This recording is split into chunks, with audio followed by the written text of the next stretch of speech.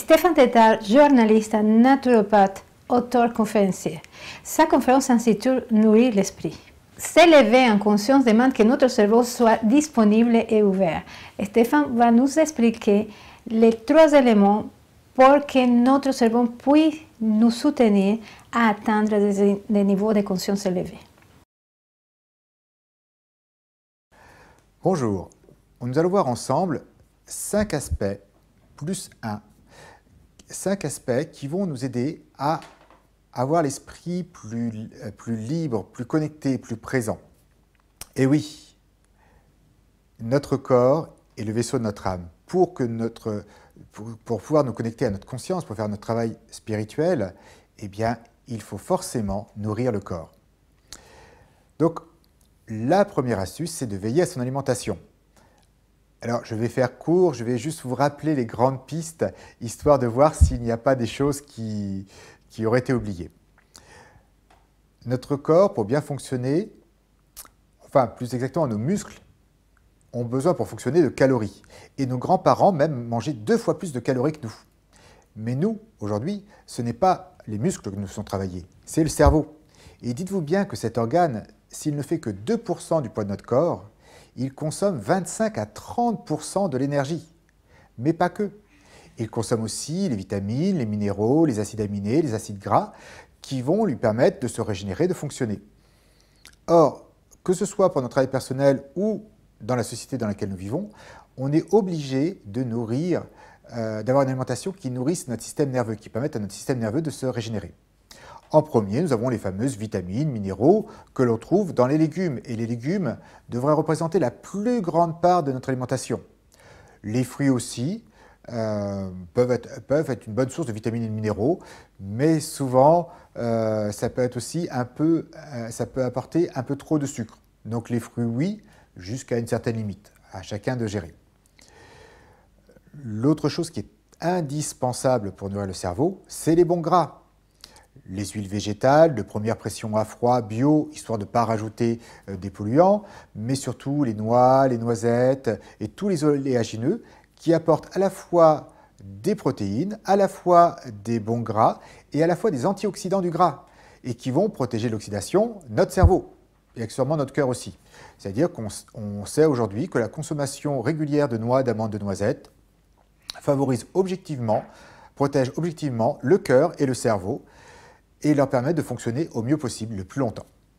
Nous avons aussi, alors il y a aussi les fameux oméga 3, alors qui sont très problématiques parce que les oméga 3, vous avez les oméga 3 de plantes qui sont des oméga 3 qui sont tout simples et que le corps va devoir tricoter en EPA, anti-inflammatoire, et surtout en DHA, qui représente les briques de base du cerveau. Le problème, c'est que notre corps est un peu flemmard en la matière et que, en gros, si je lui donne une cuillère à soupe d'oméga 3 de plantes, eh bien, je vais récupérer une vingtaine de gouttes d'oméga 3 pour mon cerveau. Donc, on s'est aperçu quand même que la consommation de viande d'animaux riches en oméga 3, alors, je donne l'exemple, mais il faut savoir qu'avant, les vaches mangeaient de l'herbe. Et ce n'est pas très gras l'herbe, mais en réalité, ils fabriquaient en majorité des oméga 3. Donc, les viandes d'animaux nourris à l'herbe sont plus riches en oméga 3 que les viandes industrielles.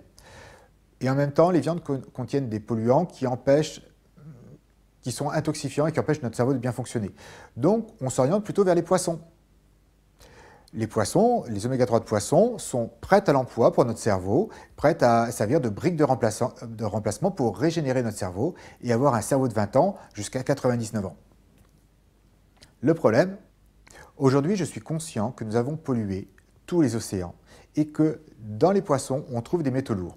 Alors, doit-on arrêter de manger des poissons? Ma recommandation aujourd'hui, au moment où on enregistre cette vidéo en 2017, peut-être que dans 3 ans, j'aurai changé d'avis, tellement on pollue les terres à une vitesse incroyable, eh bien, je recommande de consommer des petits poissons gras, mais uniquement des petits, qui sont des petits poissons qui sont végétariens, qui ont vécu au maximum 1 année dans la mer, donc qui n'ont pas eu le temps de cumuler des métaux lourds. Donc ce sont les sardines, les harengs, les maquereaux, les anchois, qui vont apporter beaucoup d'oméga 3 et très peu de métaux lourds.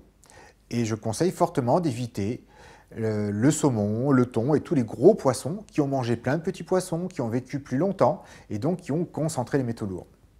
Donc aujourd'hui, je recommande encore la consommation d'1 à 2 poissons gras, à condition que ce soit des petits poissons, donc ceux que j'ai cités. Si vous êtes vraiment inquiet, il faut savoir qu'aujourd'hui, il existe des extraits d'oméga 3 d'huile de poisson qui sont filtrés afin de retirer les métaux lourds tout en protégeant les oméga 3 de l'oxydation. C'est une norme de filtration, donc on appelle ça les oméga 3 EPAX, donc qui sont toujours des oméga 3 de poisson, mais qui ont été filtrés pour enlever les métaux lourds. Il existe aussi des oméga 3 de certaines algues, donc c'est de l'huile extraite de certaines algues qui vont apporter du DHA, surtout, qui est très important pour le cerveau, ou de l'EPA. Mais aujourd'hui, il est encore important d'avoir une alimentation qui est assez riche en oméga 3. On trouve aussi des œufs qui contiennent des oméga 3. Ce sont les œufs bleu blanc cœur. Ce sont des poules qui ont été nourries avec des petites graines et qui ont concentré les oméga 3 dans leurs œufs. Et donc, quand vous mangez les œufs, eh bien, vous mangez plein de nutriments très intéressants, dont les oméga 3 et aussi la choline qui permet aussi de régénérer le cerveau. Donc, il est important d'avoir une alimentation qui soit à dominante végétale, mais qui apporte suffisamment de protéines, qu'elles soient de l'animal ou végétale. C'est-à-dire qu'on peut très bien apporter les bons gras en bonne quantité, mais en étant plus vigilant si on est végétarien, et suffisamment de protéines. C'est la même chose, en étant végétarien, il n'y a aucune limitation sur les protéines, il faut être juste vigilant à apporter la bonne qualité et la bonne quantité. D'ailleurs, pour les végétariens, on parle souvent des acides aminés équilibrés, des acides aminés essentiels, et la plupart des acides aminés essentiels sont essentiels, non pas pour les muscles, mais pour régénérer le cerveau. Enfin, si vous avez le choix éthique et hautement honorable d'être végétarien, voire végan, eh bien dites-vous qu'il est important de se supplémenter en vitamine B12 et il existe aujourd'hui des levures enrichies en B12 qui permettent de ne pas risquer d'être en carence. Et la B12 est assez importante puisqu'elle permet de générer de nouvelles cellules et servent à régénérer le cerveau. Donc les carences en B12 peuvent créer des carences au niveau du cerveau. Donc en résumé, l'alimentation physique de notre corps et de notre esprit va intégrer des légumes, des fruits, et ces deux-là en très grande quantité, suffisamment de protéines, de l'animal ou végétal, et suffisamment de bons gras. Une dernière chose qui est très importante, le cerveau, comme tout le reste du corps, est composé majoritairement d'eau.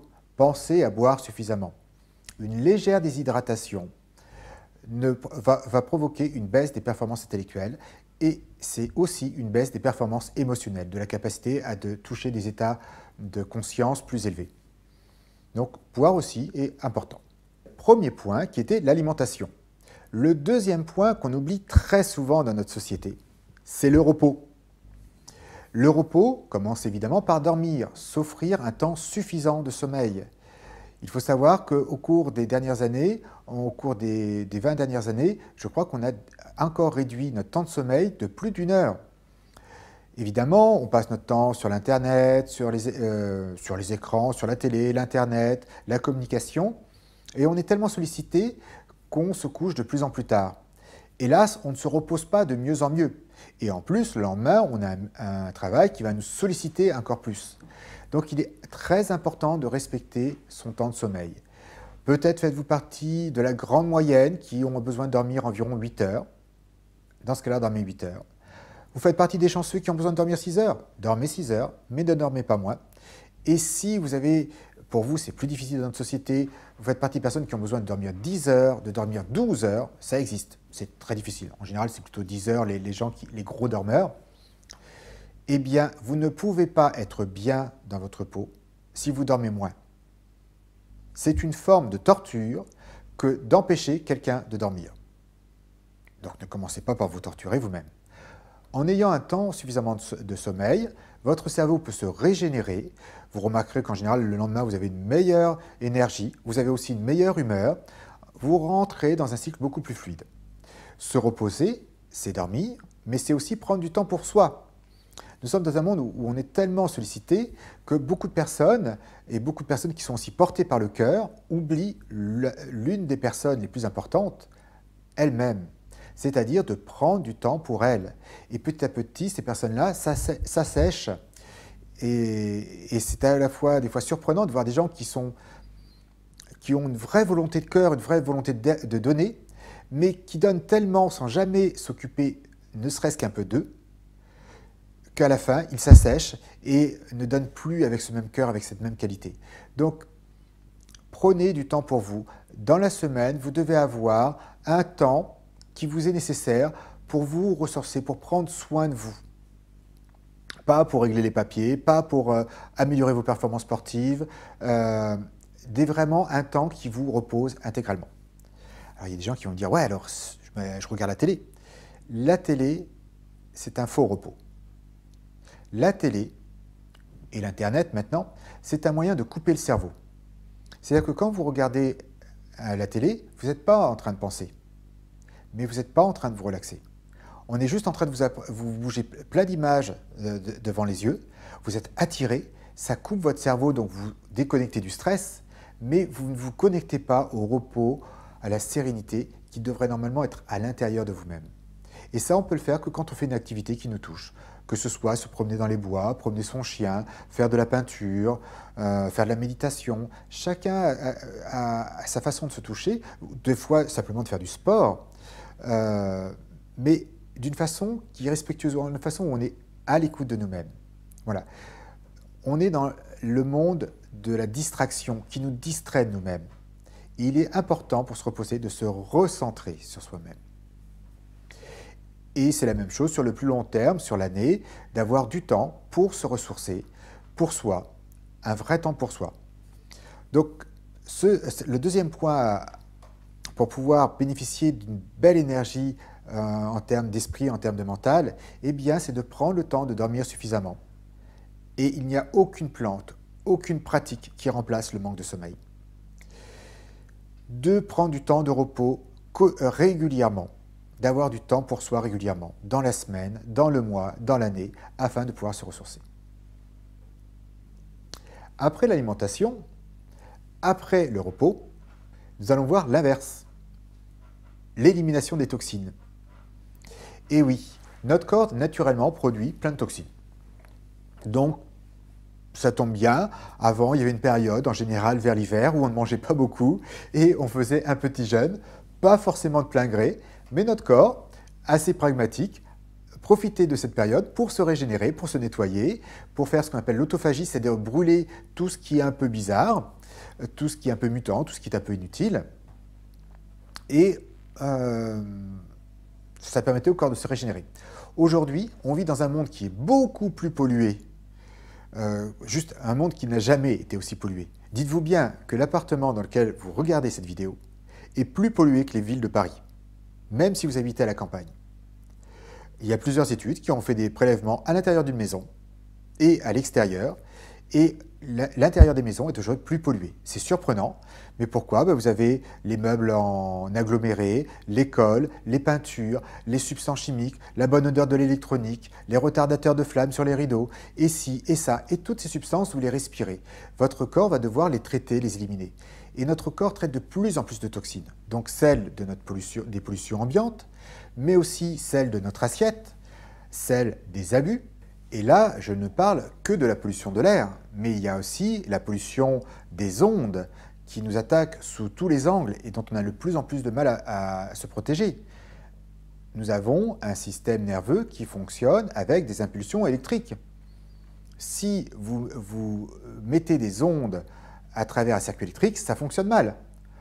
Voilà, si c'est problématique pour un Airbus A320, il se peut bien que ce soit problématique pour un être humain d'être trop exposé aux ondes. Et vous pouvez dysfonctionner ou en tout cas avoir du mal à vous connecter à l'intégralité de ce que vous êtes, à cette conscience si vous êtes dans le mal-être d'un champ électrique. Donc je vous invite à vous protéger au maximum des champs électriques et des ondes, sans devenir paranoïaque, mais plus vous serez protégé, moins vous risquez de problèmes profonds comme l'électro-hypersensibilité. Alors ça, c'est ce qui nous environne. Maintenant, il y a notre assiette. Et là, ça commence à devenir grave. Là, je vais rappeler des choses qui paraîtront évidentes à beaucoup, et c'est heureux. Dans les aliments, il y a déjà les aliments qui sont réputés être mauvais pour la santé. Le trop gras, le trop frit, le trop sucré, le trop raffiné, le trop salé. Alors je sais que c'est très bon, notre cerveau reptilien adore ça et c'est pour ça que les industriels nous le proposent. Et en même temps, c'est de la junk food, c'est-à-dire c'est l'alimentation qui nous empoisonne, dont notre corps doit éliminer les toxines et pourtant on ne lui a pas donné les vitamines et les minéraux pour les éliminer. La friture est assez terrible.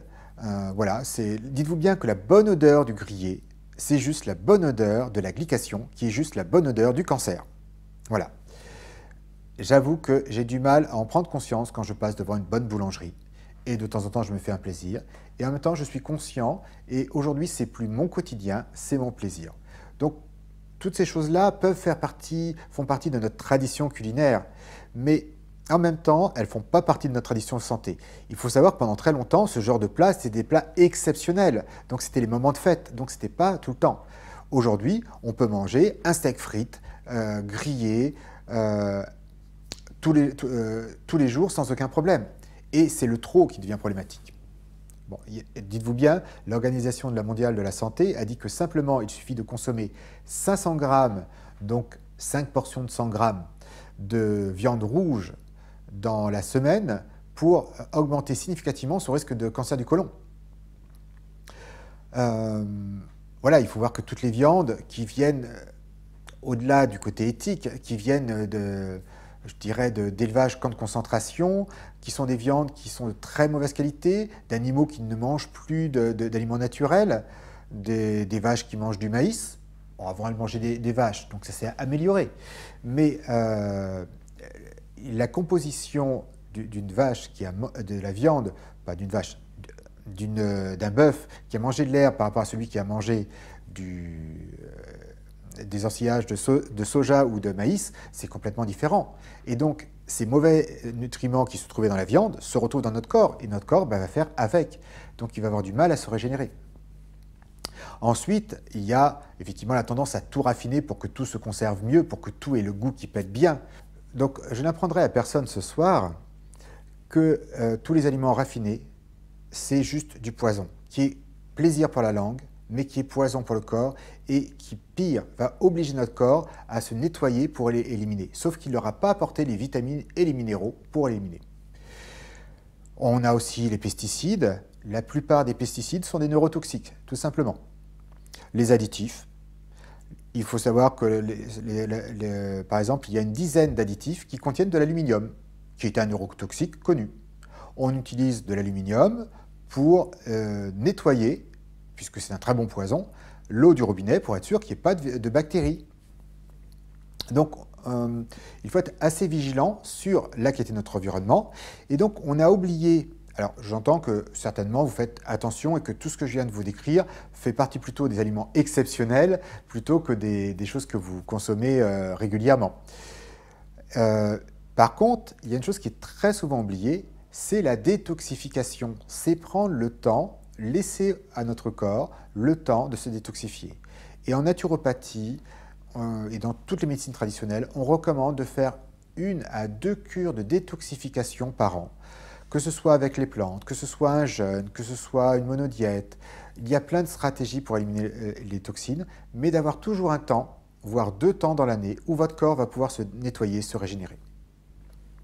Ce temps de nettoyage est juste indispensable, puisque sinon, les toxines s'accumulent, s'accumulent, s'accumulent. Beaucoup de problématiques chez les personnes âgées couramment rencontrées sont orientées que des problèmes d'accumulation de toxines. Donc si vous prenez l'habitude d'éliminer régulièrement les toxines, votre corps ne va pas être embué. Et il faut savoir que le cerveau est très très sensible à tout ce qui est oxydation. Donc dès qu'on prend des substances qui sont oxydantes ou des matières de réparation qui sont oxydants, comme c'est les fameux gras trans, les gras hydrogénés, les gras qui ont été surcuits, notre corps ne peut pas les utiliser et ça attaque notre corps. Et notre cerveau n'aime pas du tout ça et petit à petit va perdre en performance. Alors je ne vous dis pas qu'après un bon restaurant, un bon steak frites au magasin du coin, vous allez descendre en termes de conscience. Et en même temps, posez-vous la question quand vous faites ce genre de repas de fête ou par exemple pendant les fêtes en famille. Après un bon repas, entre guillemets, comment vous vous sentez, à quel point vous arrivez à vous connecter à votre état de bien-être. Eh bien, je vais être franc avec vous. Pour moi, après un bon repas chez des amis que je fais de moins en moins, pas d'aller chez les amis, mais faire ce qu'on appelle les bons repas traditionnels, je m'aperçois que quand j'ai mangé ces aliments que j'aimais avant, ben je vois bien que mon niveau d'énergie est moindre. Eh bien, si je m'amuse à faire un exercice de méditation, de relaxation, eh bien, je vois que c'est beaucoup plus difficile parce que mon corps est en souffrance. Il se dit « Wow, mais c'est quoi tout ce poison ?» Et il est juste en train d'éliminer les toxines. Et être en pleine conscience, c'est difficile. Et si je fais ça 3 fois par jour, matin, midi et soir, comme hélas beaucoup de personnes, eh bien, j'ai beaucoup de mal à me connecter à ces états d'être plus étendus, plus conscients, plus présents. Donc, c'était le 3e point. Donc, nous avons vu alimentation, repos, détoxification. Maintenant, nous allons voir bouger. Effectivement, bouger est hyper important. L'être humain est fait pour bouger. Vous me dites, ouais, mais pour la méditation, même pour la méditation, on s'est aperçu d'une chose. On a fait un test sur les personnes âgées et on a fait un comparatif. On leur a donné à faire des exercices intellectuels pendant une certaine période. Et un autre groupe, on leur a demandé de faire du sport. Et on a mesuré l'impact sur la performance intellectuelle au bout de la période, je crois que c'était 2-3 mois. Eh bien, c'est ex aequo. Pourquoi? Quand vous faites travailler votre corps va se régénérer. L'air le sang va mieux circuler à travers les veines. Votre corps va se dire « Waouh, il faut que je fabrique des veines de bonne qualité ». De fait, l'activité physique pousse notre corps à se régénérer. Plus je fais d'activité physique, plus je vais faire d'hormones de croissance, donc plus mes cellules vont avoir tendance à se régénérer, y compris mes cellules grises. Mais ce n'est pas tout, l'activité physique fait circuler le sang, en général, donc mes veines vont devoir se solidifier, être capables de, enfin pas se solidifier, devenir plus résistantes, donc je risque moins de rupture, de rupture d'anévrisme ou de choses comme ça, mais aussi mes canaux vont s'affiner, c'est-à-dire que mes capillaires vont se reprendre l'habitude de laisser passer mes globules rouges et donc d'accueillir de l'oxygène. Bref, si je fais du sport, j'oxygène mon corps, mais surtout, j'oxygène mon cerveau. Évidemment, tous les exercices de respiration aident aussi à oxygéner le cerveau.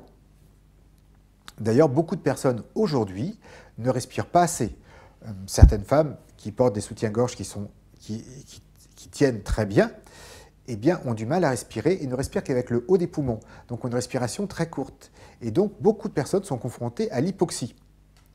Mais ça, on le trouve aussi chez des hommes qui sont moins actifs ou des hommes qui sont en surpoids ou des femmes qui sont en surpoids qui font de l'apnée du sommeil. L'activité physique permet déjà de ne pas avoir trop de poids, mais aussi de favoriser la circulation de l'oxygène à travers tout le corps. Une dernière chose et qui est saisissante, si vous bougez, vous réfléchissez mieux. Et oui, on a vraiment l'habitude de travailler sur des bureaux, mais on s'aperçoit que lorsqu'on est en mouvement, le corps lance des processus, le cerveau lance des processus, est plus créatif que lorsqu'on est immobilisé sur un banc.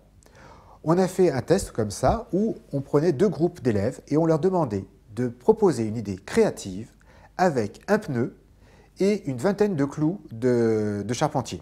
Ces gros clous comme ça.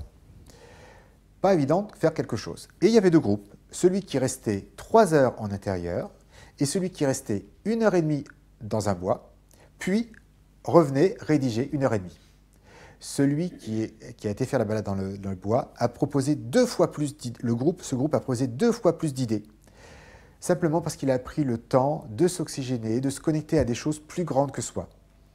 Donc, par exemple, si vous sentez des tensions s'accumuler, vous avez du mal à trouver des solutions, remarquez à quel point le fait de marcher, de vous connecter à la nature, aux animaux, aux enfants, vous aide à vous ressourcer. Mais le mouvement nous aide à nous ressourcer. Ensuite, il y a le vrai sport. L'activité physique fait que notre corps va lancer ses processus de régénération. Dites-vous bien, le corps, je dirais presque qu'il ne s'use que si on ne s'en sert pas. Ce n'est pas tout à fait vrai, il s'use aussi quand on s'en sert.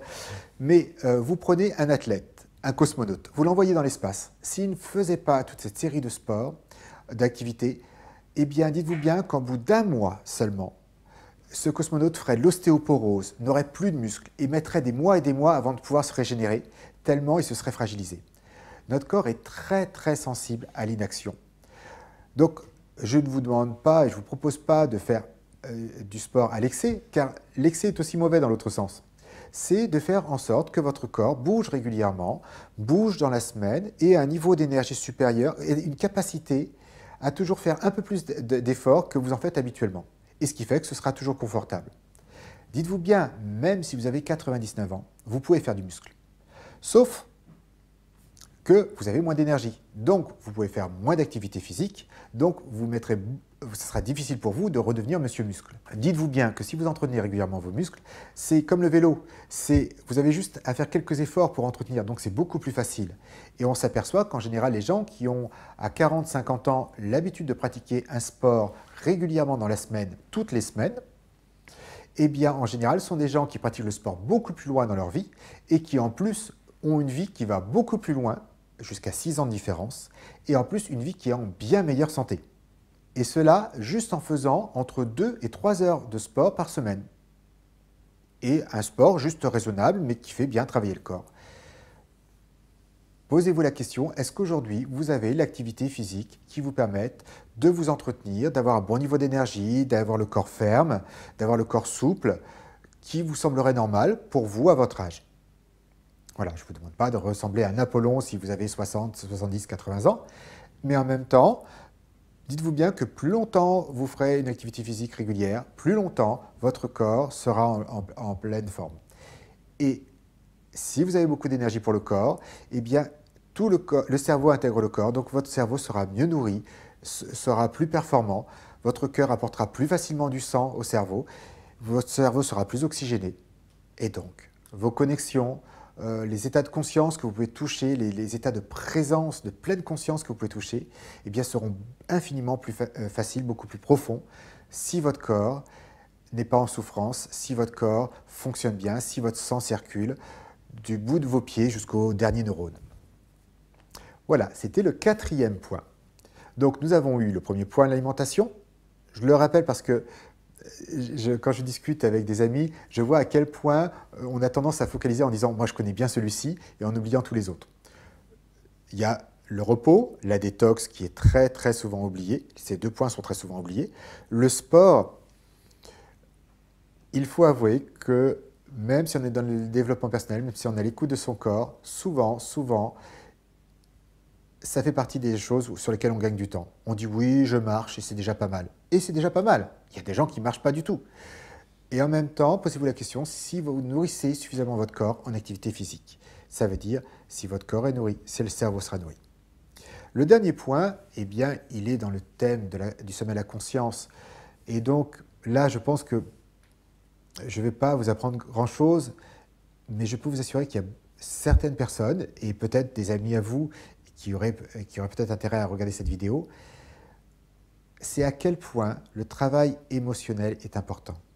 À quel point travailler sur les deux plans. Le premier plan qui est de travailler sur les blessures, travailler sur les casseroles, sur les poids qui nous empêchent d'avancer. C'est important parce que ces poids, on ne peut jamais s'en débarrasser. Donc à la fois travailler sur se débarrasser des blessures, des poids, des casseroles du passé, appelez-le comme vous voulez, et utilisez la méthode que vous voulez. Mais on ne peut être vraiment intégralement bien dans son être, dans l'intégralité de notre être, si on n'a pas fait un travail à un moment sur les blessures qu'on a, hélas, aujourd'hui forcément vécues dans notre vie. Et de l'autre côté, travailler aussi la lumière, c'est-à-dire ce travail vers l'élévation de votre conscience, ces états étendus de conscience, cette pleine conscience, cette pleine connexion à vous-même. Et ça, c'est un travail qu'on appelle vers la lumière.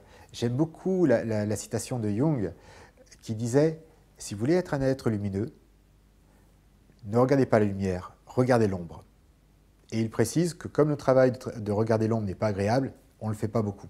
Donc, j'aurais tendance à dire, prenez du temps pour regarder l'ombre, mais n'oubliez pas la lumière. Faites les deux en même temps. Mais ne regardez pas que la lumière, parce que vous risquez de faire comme certains guides spirituels qui vont très très haut et puis un jour se prennent les pieds dans leur vieille casserole qui reviennent forcément. Donc ce travail, et je pense que si vous regardez le sommet de la conscience, c'est que vraiment vous êtes touché par cette idée-là, ce travail est hyper important pour être bien dans son être. Et je suis des fois touché en consultation de voir des personnes qui n'imaginent pas qu'on puisse travailler sur soi. Pour eux, faire du bien-être, travail personnel, c'est faire du yoga ou des choses comme ça. Donc, toucher une ouverture du cœur, pouvoir prendre du recul par rapport aux émotions, se désidentifier à ces émotions, eh bien pour beaucoup de personnes, hélas encore aujourd'hui, c'est quelque chose qui n'existe pas. Et je pense qu'aujourd'hui, pour vous, c'est un chemin, et c'est un cheminement qui ne finit jamais. Et en même temps, je pense qu'autour de vous, vous pouvez rencontrer des personnes que vous pouvez inspirer par le travail que vous faites. Donc c'était le 5e point, le travail personnel, le travail sur les émotions, le travail sur la lumière. C'est juste le travail le plus magique quand on a le corps et l'esprit qui suit, qui permet de vivre pleinement ses émotions, de vivre pleinement les expériences qu'on fait. Et nous allons finir par le 6e point. Le 6e point, ce sont les super aliments, les plantes. Ne le révélez à personne, mais je sais que certains méditants sont de véritables drogués au thé. Le thé est une plante extraordinaire. Le thé nous permet de fabriquer de nous mettre plus facilement en mode alpha, c'est-à-dire en mode méditation. Donc, n'hésitez pas à consommer notamment les thés verts qui vont favoriser la connexion avec l'état méditatif. Il y a aussi toutes les plantes, la plupart des plantes qui sont vitalisantes. Alors évidemment, il y a plein de super aliments et avec le super marketing dans lequel nous vivons, je pourrais parler des baies de goji, des choses comme ça. Non, les choses les plus importantes sont les verdures. Tout ce qui apporte de la chlorophylle est extraordinaire pour l'esprit. Le vert de la chlorophylle a une double propriété. C'est un détoxifiant. Il va nous aider, comme je vous le disais tout à l'heure, ce qu'on fait rarement, à éliminer les toxines. Mais l'une autre propriété extraordinaire, il favorise la circulation de l'oxygène. Quand j'accompagne des sportifs de haut niveau, eh bien, valider l'apport en chlorophylle, augmenter l'apport en chlorophylle, permet souvent de gagner quelques points en termes de capacité respiratoire. Donc là, l'idée, ce n'est pas de faire un marathon de la méditation, mais dites-vous bien que si votre cerveau est plus oxygéné, il se connectera beaucoup plus facilement à ces états de conscience plus larges et infiniment plus beaux. Donc, d'utiliser tous les super aliments qu'on nous propose, regardez surtout les jus verts, les smoothies, les algues. Voilà, mettez plus de verre dans votre alimentation. Je sais que dans les légumes, ce n'est pas les plus fun, ce n'est pas les plus agréables, mais quand on les utilise sous forme de jus, de smoothie, ça peut être une façon très très agréable de les utiliser. Voilà, c'était je dirais mon petit plus, la chlorophylle sous toutes ses formes et le thé vert qui est un produit extraordinaire. Donc, je vais juste vous faire un petit résumé sur ce qu'il faut faire pour nourrir l'esprit. Pensez à apporter votre corps des bonnes choses. Pensez à avoir un temps de repos suffisant tous les jours, toutes les semaines, tous les mois, toutes les années. Pensez à vous détoxifier 2 fois par an. Il n'y a pas.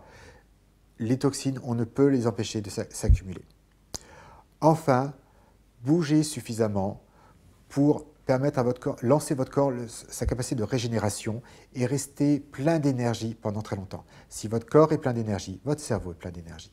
Continuez votre travail sur la conscience, sur le cœur, sur les états de conscience, sur aussi les blessures, sur les casseroles du passé, si je puis dire.